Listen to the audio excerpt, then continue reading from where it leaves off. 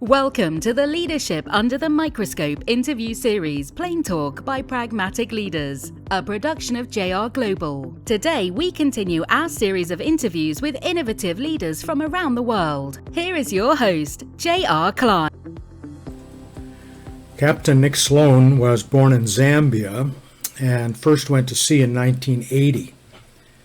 After experiencing a recovery operation at a tanker fire in 1983, he developed a taste for marine salvage and was promoted to master in 1989.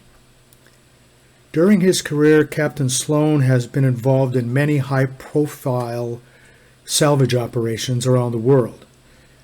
This includes leading a 530-member strong team for the wreckage removal of the cruise ship Costa Concordia, as the largest single wreck removal project in history off the coast of Italy. He has been involved in aircraft search and rescue operations, recovery on 7 oil rigs, and many weather-related global events. In 2011 to 2016, Nick was a member of the Lloyd's of London panel on special casualty representatives and joined the Resolve Marine Group as Director for European, Middle Eastern, and Africa in 2016.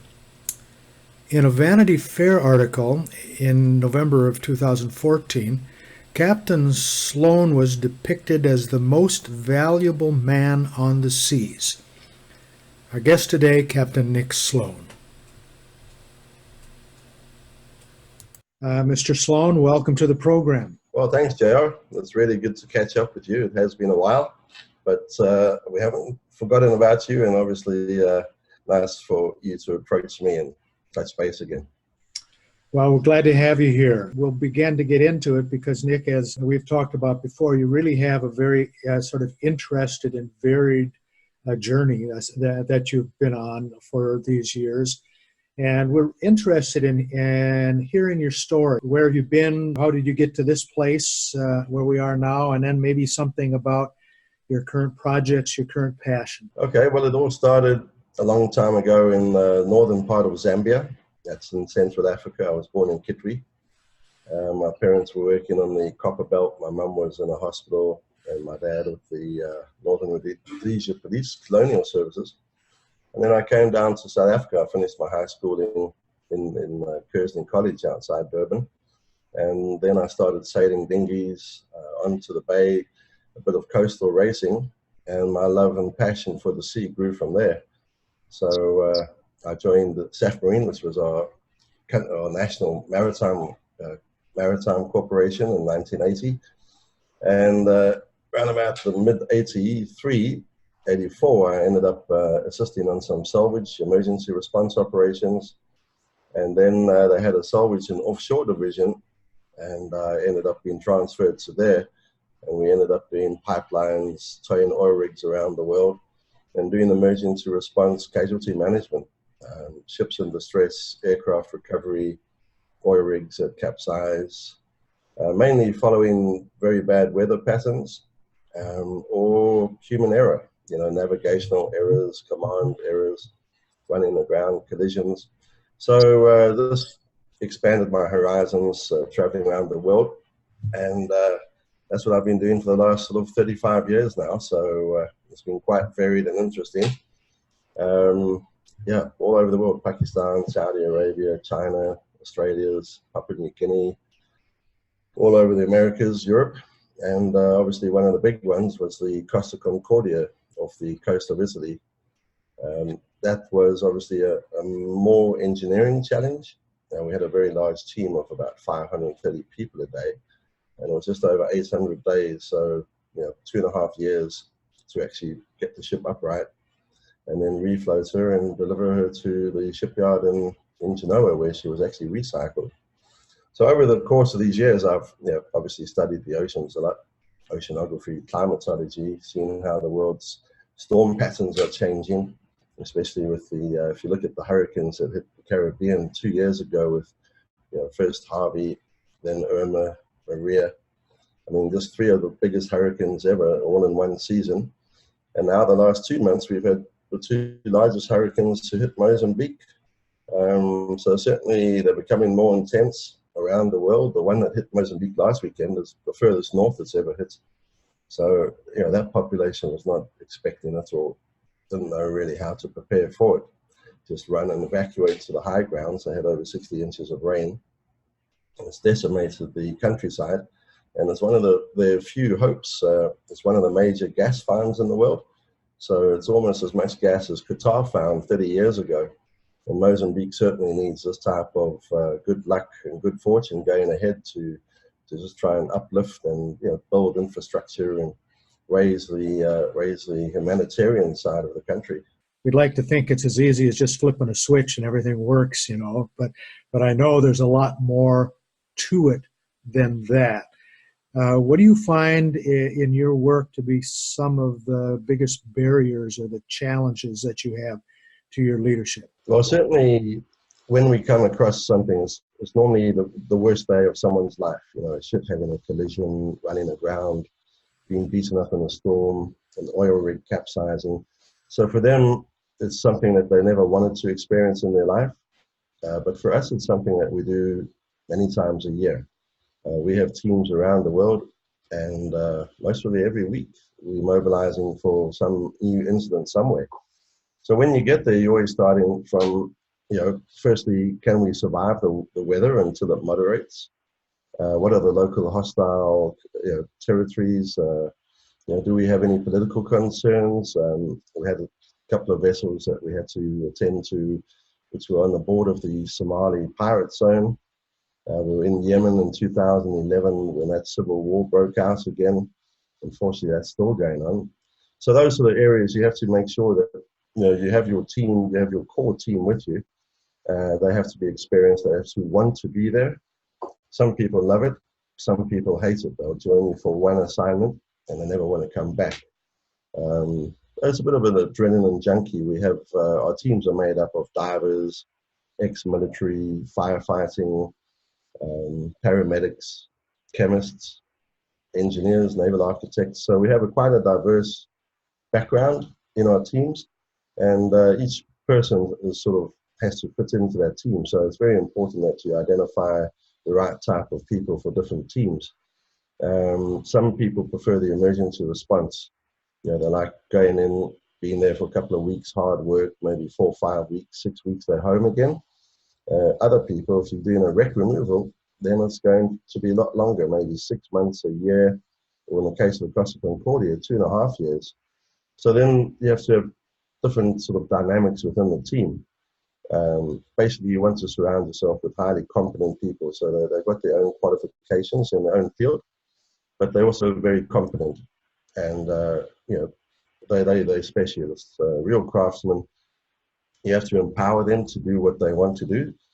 But also, as the last 30 years have evolved, the use of computers, computer graphics, ROV, underwater video cameras, drones have all come into play. And it's amazing, jobs that we thought 30 years ago we couldn't do. Now with a bit of computer technology and more insights, access to drones and underwater cameras, all of a sudden you expand your horizons. So you need to keep training the teams. These big container ships, they carry 20,000 containers. They have some really weird and wonderful chemicals that are part of the consignment. So you need to allow the chemists to actually teach us more about the chemical compositions and the threats that they pose, especially a large fire with multi types of cargo. The gas projects, so LNG, people are always very worried about it, but the more you learn about LNG as a gas, it's actually relatively safe to deal with. So we deal with ships on fire, tankers, chemical tankers. So chemical tankers, you have to be really careful. You need to be more highly trained. So then you bring more of your firefighting team, especially the hazmat technicians, the ones who are quite comfortable inside a chemical suit. Inside a chemical suit, you have very binocular vision. You sweat a lot or perspire, maybe a gallon in an hour. on a hot day inside these suits. So you have to rotate your team out and keep them fresh. Just go in, quick intervention, get back out. But yeah, I think you need to understand what are the challenges from the coast, the political situation, cultural situations. We go to multicultural societies around the world, and you don't want someone to go into a Muslim country and disrespect them. If you're in Asia, it's all about face. You have to give them something. Never try and hide anything. I think nowadays with social media, access to Google, you just have to be 100% transparent and say, listen, these are the facts. This is what we can do. These are the real challenges. We're going to need all the support we can get from the local authorities to make it work. Normally you find that customs and immigration can be a real challenge. So they invite you in quite quickly, but then to get back out afterwards once the emergency is over, that can become a lot more difficult. So if you're dealing in India or Brazil, if you take equipment in, sometimes it's just better to leave it there. Sell it locally because it's not going to come out that easily. So, you have to be aware of all these dynamics, apart from just the shift in the weather. You really probably need a pretty specialized team also. Where do you get your labor force? Yeah, it's actually, there's quite a lot of international companies that do this type of operation, but mainly on a very localized regional basis. On a global basis, then there's only a handful, maybe 6 or 7 that do global salvage operations. And some of the people migrate between the companies. But basically, you need people with a background in diving, mariners from the engineers, naval architects, marine chemists. And I guess you have a lot of strange personalities that you're putting together. And you have to understand that you don't treat everyone who has the same challenge the same way. If you're dealing with a chemist who's highly competent in chemistry, he might be out of his depth in the fire itself. So, each person you have to deal in a slightly different manner. But certainly when they are doing their core business, they are the craftsmen. You have to empower them, give them all the tools that they need to be successful. And then you have to join them. You can't say, I want you to get out that helicopter in a bad weather. You have to go first. And say, listen, I'll go on first and I'll be the last one off. And follow me. And then, I think the team dynamic are extremely important. Yeah. They all have their own egos, but the team comes first. That sounds like a monumental task. No matter how well you do at planning, setting the goals to get things done, if you can't execute, it isn't worth anything. I'm interested in your thinking of how you approach those kinds of situations. You've got all these kinds of diversities. You've got all these folks from different backgrounds and cultures and education. What's the approach that you use as a leader to kind of bring them together? Yeah, that's actually a very interesting point of view, because we had a situation in Saudi Arabia just over 15 years ago, and it was a Dutch, South African, and Asian team. And the Dutch and the South Africans, you can raise your voice and actually sort of have an argument and shout at each other, but you can't do that. When you're dealing with the Asians, you have to be far more polite, explain what the challenges are, give them all the information and maybe more information than they need to try and explain the dynamics of the situation. So we always like to have a morning meeting with the first coffee before you jump in the helicopter or go offshore on the boat. And that's just, to settle everyone's nerves, go over it, that nothing's changed since we went to bed. And then in the evening, we have another meeting, and that's to share all of the information from that day. There's no point in keeping any information secret. The more that the team knows of the challenges, then they come up with different ideas. Sometimes we have no idea how to overcome a particular challenge. And over a coffee in the morning or a beer in the evening, one of the guys says, well, have you thought about this? And all of a sudden you say, wow, that's something that we never thought of, but it's exactly what we need in this situation. So allow everyone to express themselves. keep them focused. So they have to be given the challenge for the day. They all know what the objectives are. That's to save the ship, the rig, recover the aeroplane. So the ultimate goal is known, but the intermediate milestones that you have to achieve to get there, sometimes those are not readily known to all the different parties within the team. And I believe you need to share that information. We can have a meeting with 10 people where only 2 people are actually sharing information. And sometimes people say, well, why did you bring in the others? And you say, well, it's for the good of the whole team. They know what you're doing, and if something comes up in their particular expertise that might impact on you, it's just as well that everyone actually knows what each other's doing. So share information, be completely transparent, but actually, you have to set some targets for the day. It's a challenge. That's why we're there. And we have to meet those challenges. So I hear some basic themes. Very important in that is transparency. Everybody has to have access to the information. Everybody has to be able to understand what's going on. So that has a lot to do with clarity, where every day you're sort of framing what's happening, and people begin to understand what their jobs are and what they have to do and what their goals are for the day. And then the big one that I hear inside of that is inclusivity, that you have to be very sensitive to, as a leader, be sensitive to the backgrounds, the frame of reference that people bring to the table, so that you can sort of keep that camaraderie, that teamsmanship together. Is that fair to say? Yeah, 100%, JR. They're all competent people with their own skills, but sometimes they're slightly out of their comfort because this is not the global challenge is not their particular skill. So you'll find that once they join a team, everyone's nervous. Every time you get the call, you get nervous. But then you have to look and see what the challenges are, where we're not going to cut corners, especially safety. There's no point in having someone badly injured, or worse even, to have someone killed to save a ship that the crew are already rescued from. The environment's important, but human life is paramount. So we go in there, we look at the safety of life on the crew that's struggled, passengers, and our own team. And we always say, well, let's plan for the worst case scenario. What happens if the helicopter crashes and we are in it?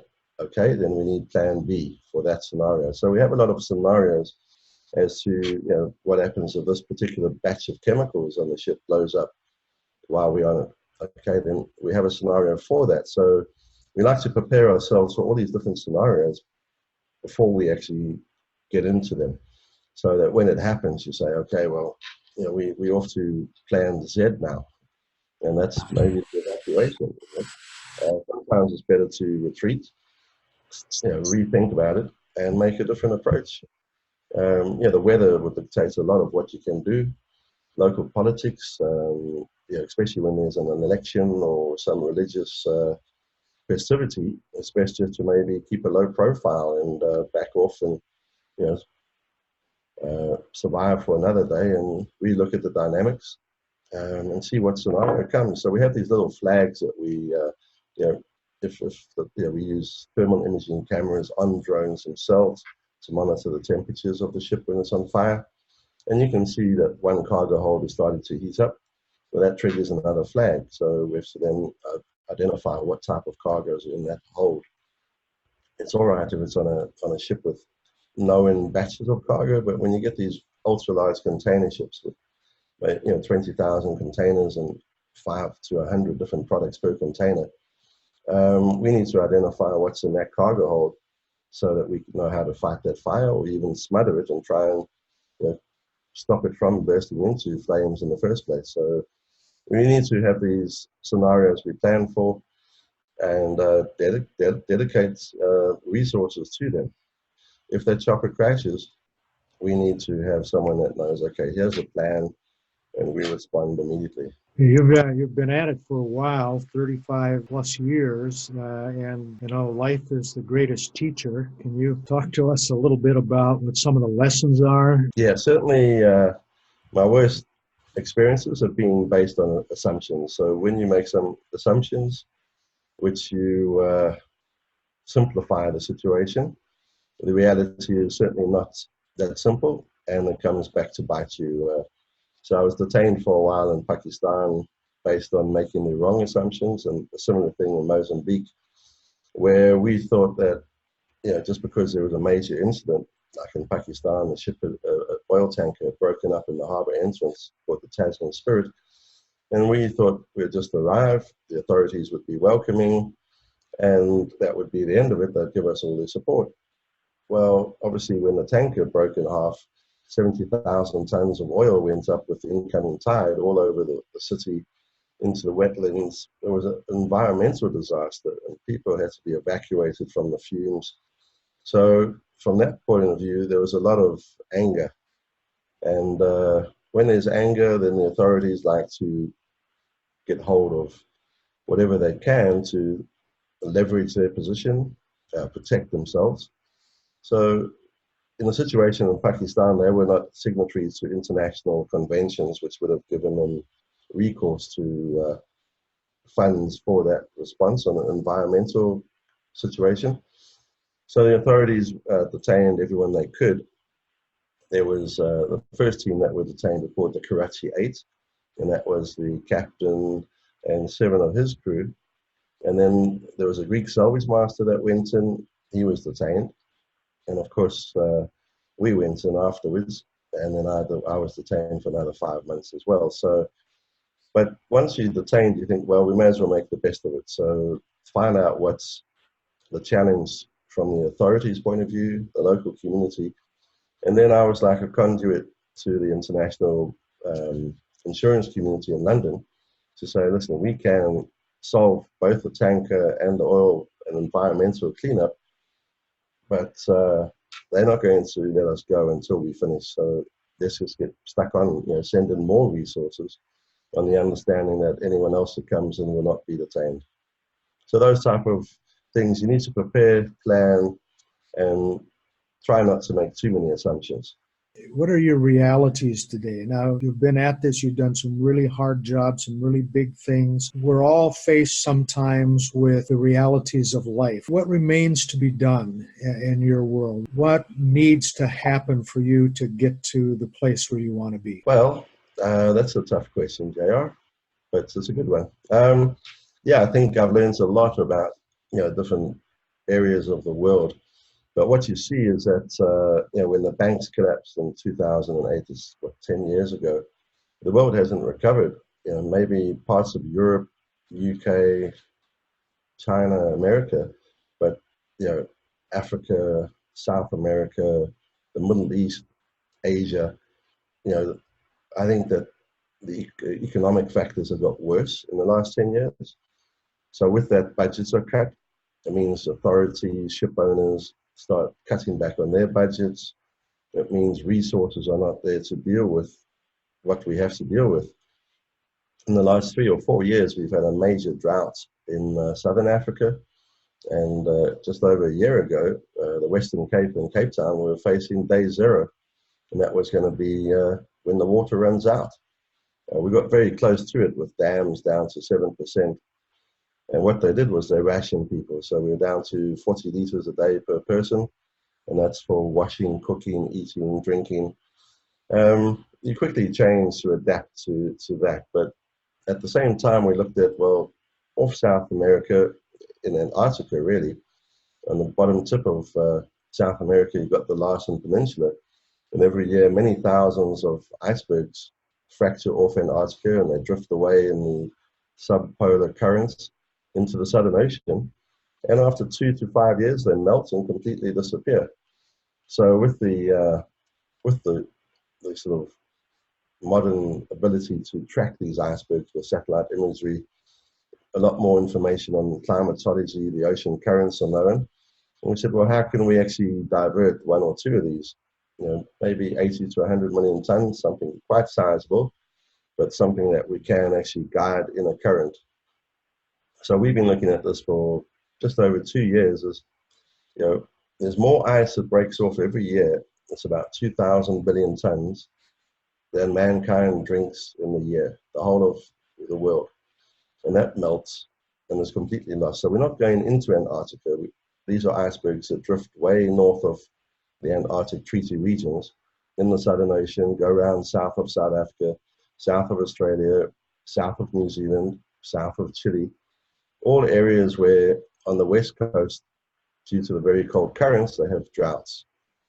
And one of the things we're looking at is to harness one or two of these icebergs a year, bring them into these regions, harvest the ice into water slurry, and try and divert some of that melting iceberg water into the areas of Africa, Western Australia, Chile, Santiago, where people really need it.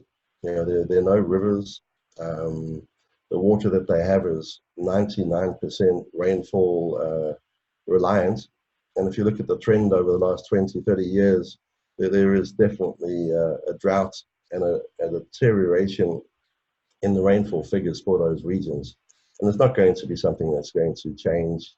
You'll have annual changes, but the trend is down. And maybe it's a 50 or 100-year trend that we have to get through, but it's going to get worse. So I think water, when I was with the team that responded after Hurricane Maria and Irma in the Caribbean, we took 2 bottles of water with us. We should have been taking cases of water. We got there was no infrastructure, no rental cars, no electricity, no ATM. So we needed to have money, food, water, and then actually bring extra, let's say, supplies, the basic supplies and essential supplies for the people that we actually interacting with. So we actually ended up mobilizing 19 teams around the Caribbean islands, and each one of those had a barge with cranes on it, and it was absolutely the first way to get food aid into regions where the traditional aid was not being reached. So you had the American response, you had the British and the French response to those parts of the Caribbean that were under their jurisdiction. But there were a lot of islands where no one was looking after them.